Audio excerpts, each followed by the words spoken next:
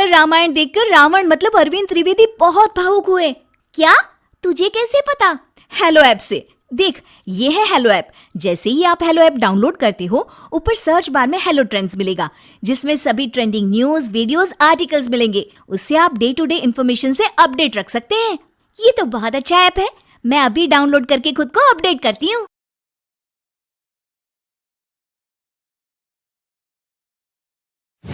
जादू टोना जैसी चीजें खतरनाक है, लेकिन जब उनका प्रयोग एक बहू के हाथों होता है तो वो कितनी मजेदार हो जाती है, खुद देखिए।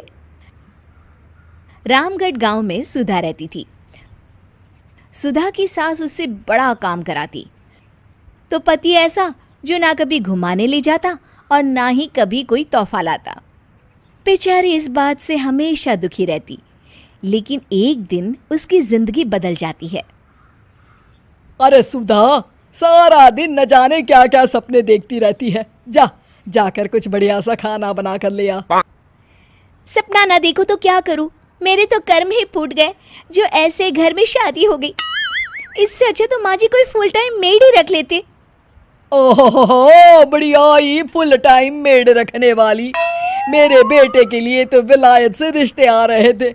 वो तो तेरे पापा ने तेरी इतनी झूठी तारीफ कर दी कि हमारा तो मन ही पिघल गया। अच्छा, विदेश से रिश्ते?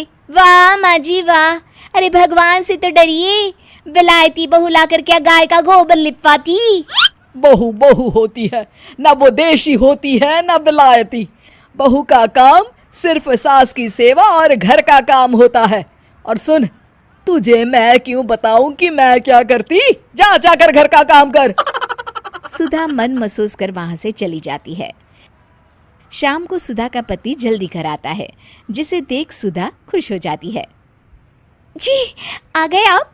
जरूर मुझे कहीं घुमाने ले जाने का प्लान होगा आपका। सब समझती हूँ मैं। अरे नहीं भाग्यवान, घूमना क्या है, बस आज जल्दी बस मिल गई तो घर जल्दी पहुंच गया। अच्छा सुनो, जरा आज शाम की चाय के साथ पकोड़े भी तल लेना, बड़ा मन कर रहा है। सुधा पति की बात सुनकर पैर पटकती हुई किचन में चली जाती है। वो काम करते करते खिड़की के बाहर देखती है कि तभी उसे एक चमकीली सी कॉपी दिखाई देती है। वो खिड़की से उस कॉपी को उठा लेती है और उसे खोल कर देखती है, तो उसमें सुनहरे अक्षरों में लिखा होता है, जादुई किताब, इस पर जो लिखो वो सच होता है। सुधा उस किताब को देखकर खुश हो जाती है और जल्दी से पास रखी पेंसिल उठाकर उसमें लिख देती है, मेरी सास सारा काम कर दे।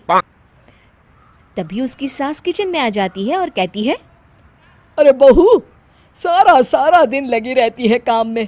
अब जाकर आराम कर ले, मैं तेरे लिए चाय और गर्मा गर्म पकोड़े लेकर आती हूँ।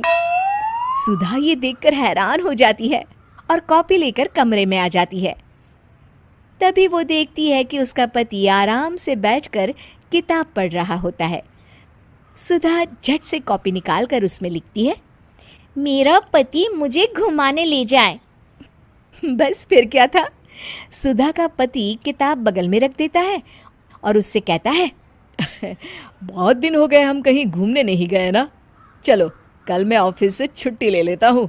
सुधा ये सुनकर खुश हो जाती है कि तभी उसकी सास हाथ में चाय और पकोड़े लेकर खड़ी हो जाती है। चलो बहू, कुछ खा लो। अरे किस्मत वाले हैं हम जो हमें तू मिली, वरना मेरे बेटे की शादी कहीं तय ही नहीं हो रही थी। कोई लड़की इस घर में शादी नहीं करना चाहती थी। ले बहू, खा ले। अब तो सुधा की बल्ले बल्ले हो गई थी। सुधा की सास और पति बस उसके इशारों पर घूमते। एक दिन सुधा को सास का हार पसंद आ जाता है। वो सास से कहती है, माँ जी कितना खूबसूरत हार है, क्या ये हार आप मुझे दे देंगी? ओए होए, बढ़िया ही, मुझे दे देगी? अरे तेरी माँ ने दिया है ना मुझे, जो मैं तुझे दे दूँ? मैं अपने एक भी गहने तुझे कभी नहीं दूंगी। तभी सुधा अपने कमरे में जाती है और कॉपी में लिख देती है, सास के सारे गहने मेरे हो जाए। अब क्या था, थोड़ी ही देर में सास एक संदूक लेकर उसके कमरे में आ जाती है। बहू ये ले। ये क्या है माँ जी? बेटा ये मेरे गहने हैं, अब मुझ बुढ़िया पर तो ये अच्छे नहीं लगते, तेरी तो उम्र है पहनने उड़ने की, ये ले गहने तू ही रख ले। तभी सुधा की नज़र उस हार पर पड़ती है जो सासू माँ ने पहना है। और माँ जी, ये हार जो आपके गले पर है? सास हार उतारते हुए कहती है। हाँ हाँ बहू, ये भी ले ले। फिर कान के टापस उतारते हुए कहती है। ये ले बेटा, तू ये भी ले ले। फिर एक एक कर वो अपने सारे पहने हुए गहने उतारने लगती है। ये भी ले ले बहू, ये भी ले ले। सुधा तो खुशी के मारे बौखला जाती है।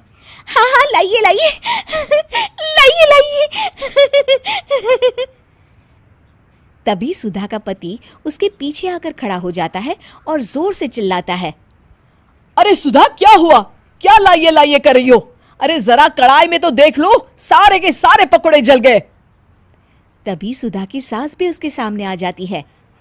इस लड़की से तो एक काम ठीक से नहीं होता, दिन भर सपने ही देखती रहती है। तभी सुधा को होश आता है।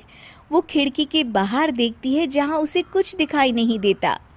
दरअसल जादुई वादुई कुछ नहीं था, वो सिर्फ एक काल्पनिक सपना था जो सुधा अपनी जिंदगी से तंग आकर देख रही।